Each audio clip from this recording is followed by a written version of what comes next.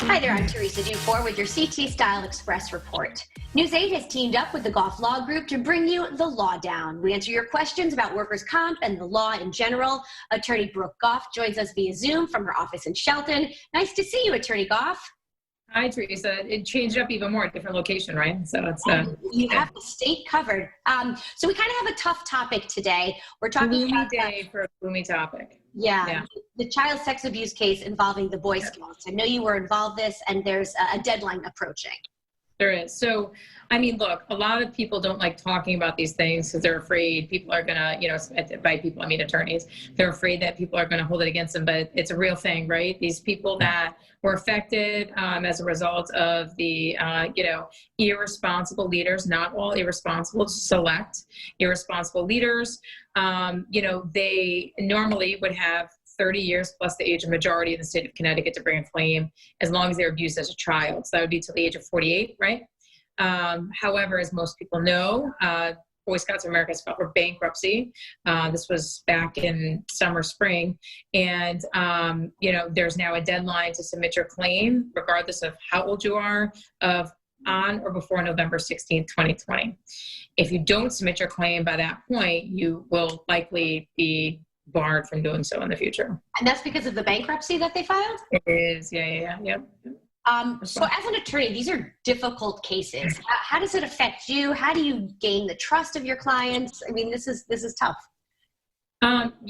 Firstly, you have to let them know everything is confidential because it is, right? So when they come in, I don't even tell people, I'd say, just tell me your first name, make up a name. I don't care. I just want to hear the facts. So I can best advise you moving forward, because I don't want somebody to give me the entire case, the entire situation, and find out they don't have a case or it's not something I can help with. Mm-hmm. So I say, look, you don't even need to give me your name. Give me some facts. Let me ask you some questions. I won't have any way of identifying you. And if it's something that I can assist you with, we would talk about the next steps, right? You have to let people know it's a judgment-free zone.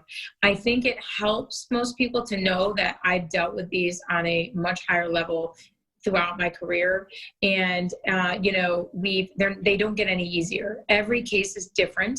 However, every pattern of abuse is almost the same, right? And any attorney that does this will tell you that. We see the same things ongoing in one case versus another. It just is the way it goes. So, for instance, the pattern it's done, the victims that are targeted, or the approach is usually the same, because unfortunately it is not the abuser's first rodeo most of the time. I will say that it doesn't make the whole Boy Scouts of America organization hard. There's a lot of really good people that came out of it, right? My brother was an Eagle Scout, and Boy Scouts, helped him make the man he is, right? But, unfortunately, as in any organization that deals with youth, bad apples spoil the bunch. And unfortunately for that organization, for a very long time, there was not the proper safety protocols in place to protect children.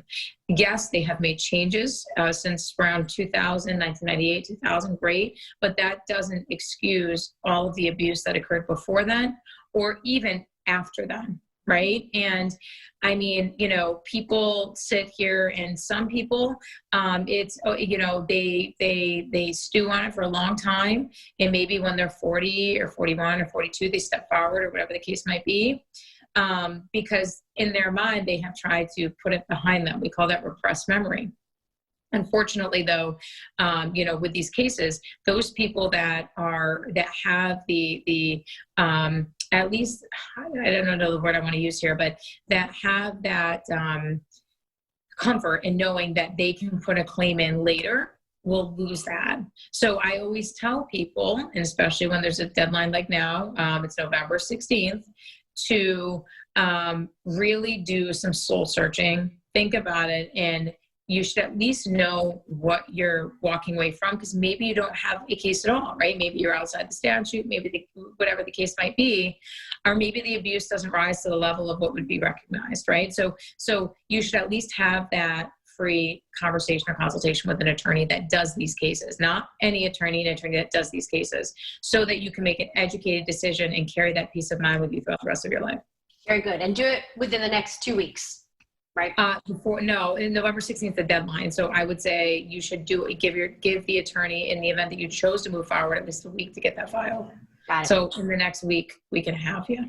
All right, very good. And Attorney Goff, a little bit on a lighter note, we could follow you on social media. I know that you guys do a lot of fun stuff. We do.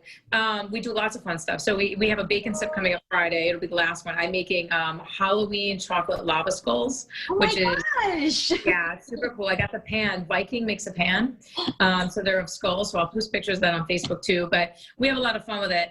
You and I, Teresa, have to have a holiday cookie bake-off. That's we have to do it. I make a mean cookie. I don't know if you really want to take this on, Brooke. I don't know. I think we should take our kids, have them be the judges. We should Facebook Live it on my Facebook feed, and it'll be a holiday cookie championship. I make a mean holiday cookie. I have to warn you. All right. I think the stakes have been set. Challenge is on. All right. Well, Attorney Goff, thank you so much. Learn more at thegolflawgroup.net. We'll talk to you soon. Thanks, Teresa. Sure.